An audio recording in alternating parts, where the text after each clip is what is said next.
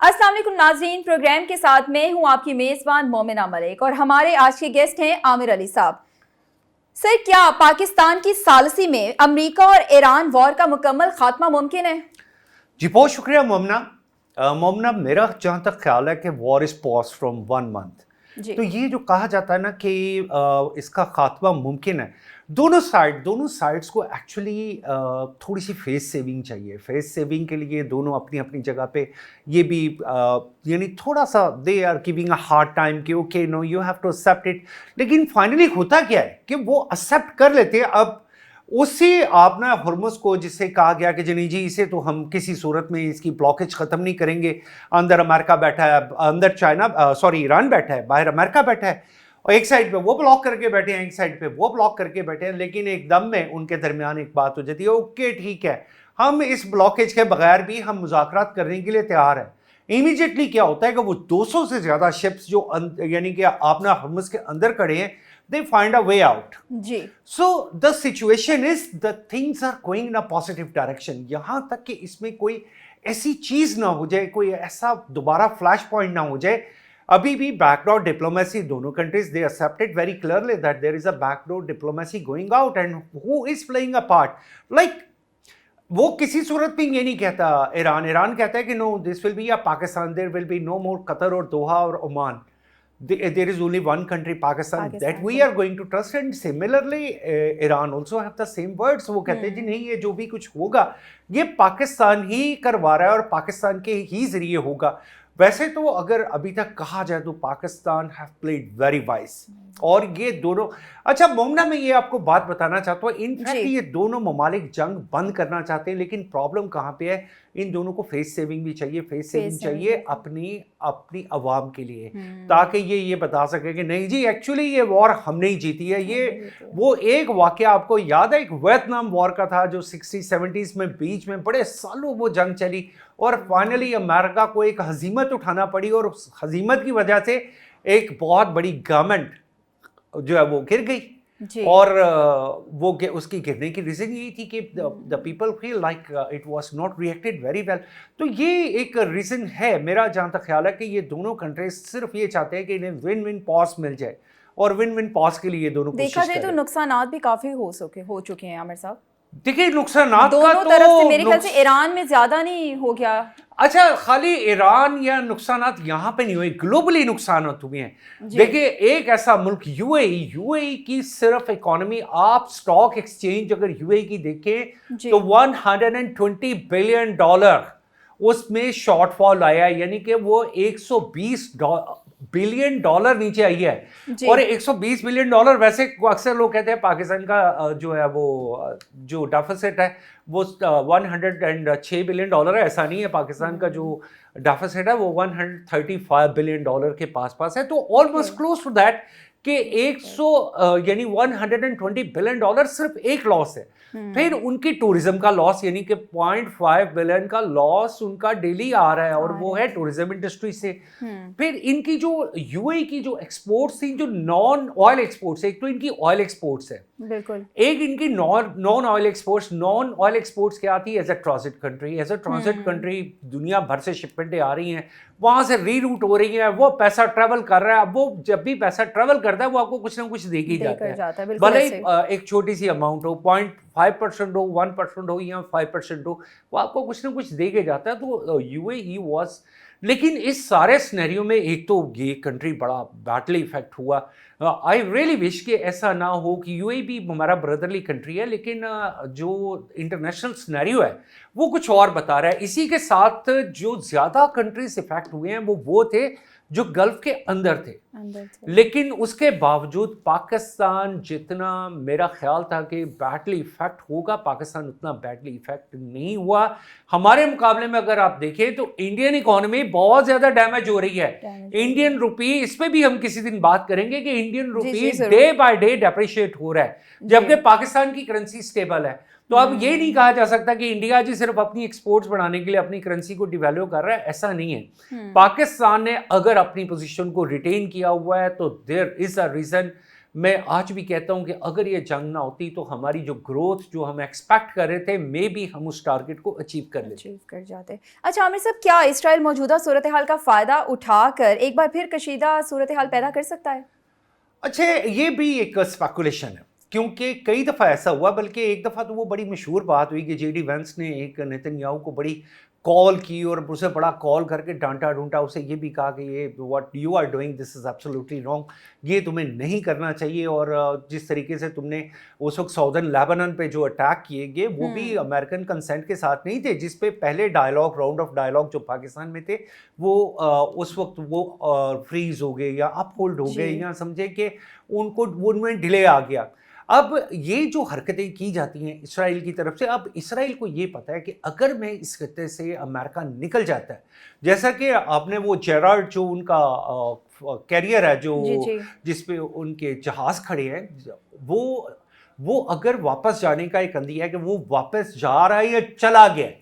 अगर वो चला गया है तो ये एक और बहुत बड़ी इंडिकेटर है कि इसका मतलब है कि war technically have been finished. लोगों को ये समझ नहीं आती, इंडिकेटर्स होते हैं। आपको कभी कोई आके ये नहीं कहता कि अच्छा जी जंग मुक गई है।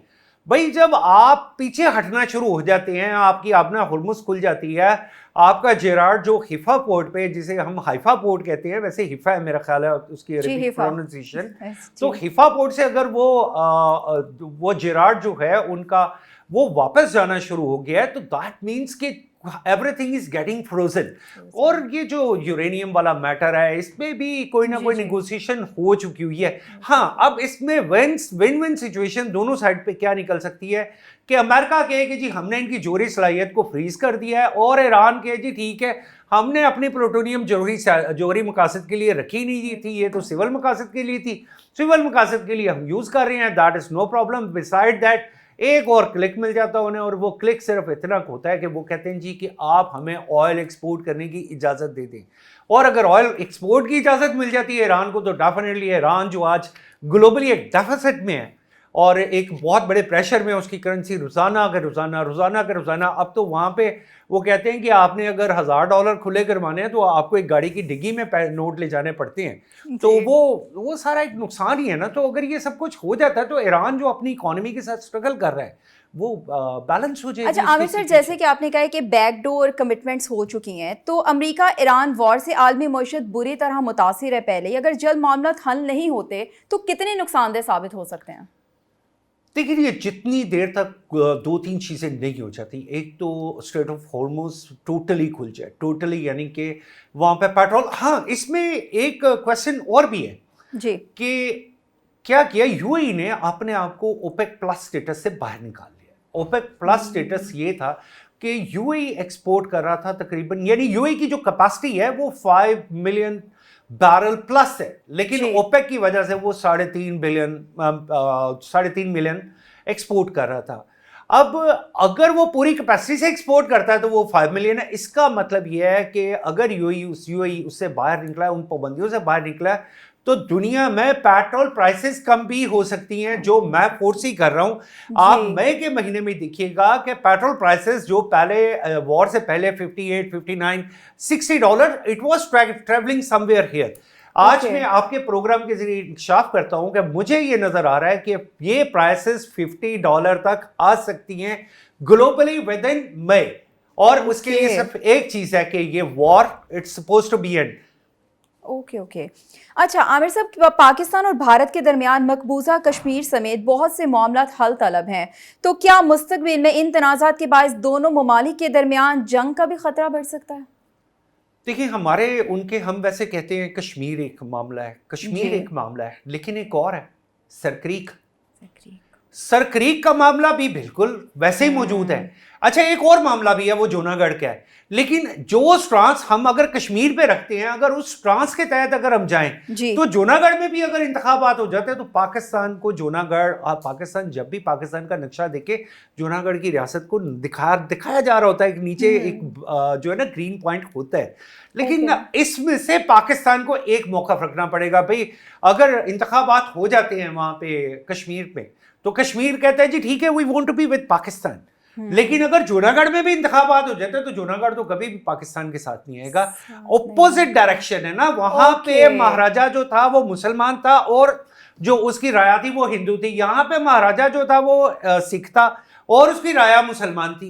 अब वो इन चीजों को भी हमें थोड़ा सा देखने की जरूरत है कि हमने अपनी फॉरेन पॉलिसी को बैलेंस कैसे करना है। अदरवाइज ऑपोजिट साइड है ना, एक एग्री करेगा तो एक डिसएग्री में जाएगा, एग्री करेंगे तो एक डिसएग्री करेंगे। और फिर sir creek it is a very hot issue, आप ये ना समझे। और सर क्रीक में सबसे बड़ी बात क्या है मोमिना, सर क्रीक में एक ऐसी डेल्टा लैंड है, एक ऐसी लैंड है कि जो कि जिसे कहते हैं कि समंदर के साथ वहाँ पे पानी भी आ जाता है और जब पानी निकलता है तो वो मड लैंड बन जाती है। और मड लेकिन उसका एडवांटेज क्या है कि उसके नीचे ऑयल रिजर्व्स हैं। अब वो ऑयल रिजर्व्स हैं जिसकी एक वॉर है ऐसी के जो कि suppose to be flash out कि वो हम कहते हैं कि इस वाटर चैनल के इस साइड पे जितना एरिया है ये सारा पाकिस्तान का है, ठीक है, दरमियान में समंदर है। इंडिया क्या करता है, वो कहता है जी जब समंदर नीचे उतरता है तो वो कहता है जनाब ये तो इलाका ये तो हमारा हो गया। अब वो वॉर इस चीज की है और वॉर बेसिकली उस डेजर्ट की या उस मड लैंड की नहीं है, वॉर है उसके नीचे छुपे हुए खजाने की। तो ये जो फ्लैश पॉइंट्स है ना, there are some other flash points beside Kashmir, but I really hope this can be settled इंशाल्लाह। अच्छा, भारत आलमी बरादरी में पाकिस्तान का इमेज खराब करने के लिए पुलवामा और पहलगाम जैसे मुतअद्दिद फॉल्स फ्लैग ऑपरेशन कर चुका है सर। तो इस सूरत हाल में क्या मोदी सरकार दोबारा मकबूजा कश्मीर में कोई ड्रामा रचा सकती है? अच्छा देखिए, पुलवामा का जो इंसिडेंट है ना, ये तो उनकी अपनी एजेंसीज ने सबसे पहले रिवील किया जी, ऐसे ही है। अच्छा, पुलवामा में उन्होंने कहा जी कुछ पाकिस्तानी गए, उन्होंने अटैक किया, उन्होंने एक कैडेट बस पे अटैक कर दिया, कैडेट बस इस रूट पे जा रही थी, ये तरीके से प्लानिंग की गई, ये किया गया, वो किया गया, लेकिन फाइनली पता चलता है कि उनकी अपनी एजेंसीज ने रिवील किया कि no this was not exactly, कि कैसे हो सकता है कि एक पाकिस्तान से पूरा एक सेटअप आए और वो आके यहाँ पे।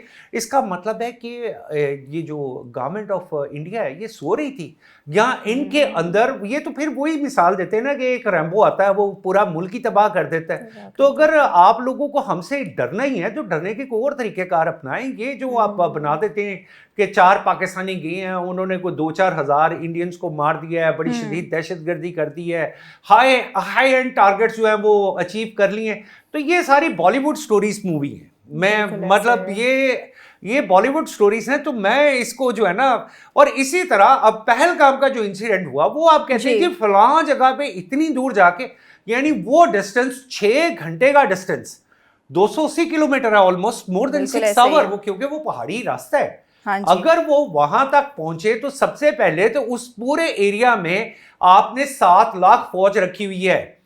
वो मकबूजा कश्मीर जिसकी टोटल आबादी यानी वहां पे 6 से 7 लोगों के ऊपर एक फौजी है, और वहां से अगर पाकिस्तान की इंटेलिजेंसिया इतनी ही अक्लमंद है कि वो यहां से बंदे भी भेज देगी, वो बंदे अपने टारगेट पे पहुंच भी जाते हैं और उसे हिट भी कर देते हैं, तो फिर मैं इंडियंस को कहूंगा फिर वाकई आपको पाकिस्तान से डरना चाहिए। पाकिस्तान बहुत खतरनाक मुल्क है, बजाय इसके कि मैं इसकी सफाई नहीं पेश करूंगा, मैं आपको फिर ये बात समझाना चाहता हूँ, फिर पाकिस्तान से थोड़ा सा डर के रहिएगा। बहुत शुक्रिया आमिर साहब आपके वक्त का। हमें दें इजाजत, फिर हाजिर होंगे कुछ नए मौजूआत के साथ।